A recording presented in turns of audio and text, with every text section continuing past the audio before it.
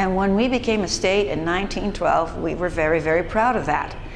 And so there was a push afoot by people in Arizona to convince the Navy to name the next battleship Arizona.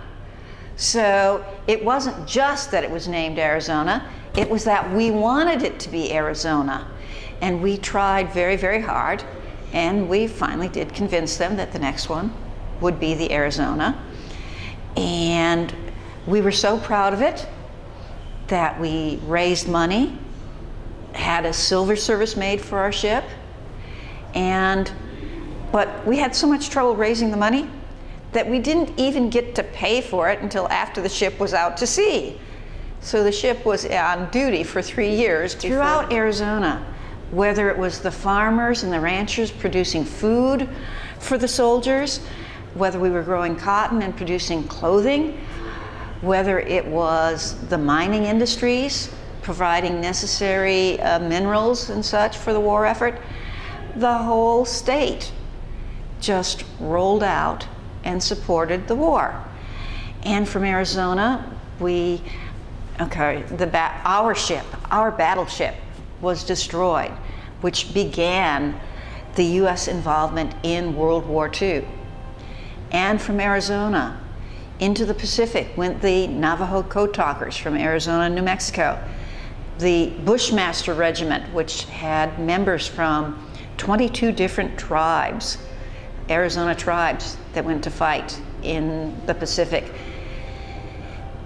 You scarcely can look anywhere in Arizona and not find a World War II connection, either the people, the minerals, the food. We supported the war, and we still remember. When I think about the USS Arizona and my family, the first thing that comes to mind is my father. He was a little bit older than most of the men who were joining up in the Army in the after effects of the bombing on December 7th, 1941 at Pearl Harbor. He had gone to get his physical, and he walked in thinking that he was a very healthy man, and he walked out being told by the Army that he couldn't walk. And he was very confused about that, because he has been walking and he works in a gray iron foundry. And since they wouldn't have him as a soldier during World War II, he spent the war building tanks and doing other things with the hot molten lead and steel at the gray iron foundry.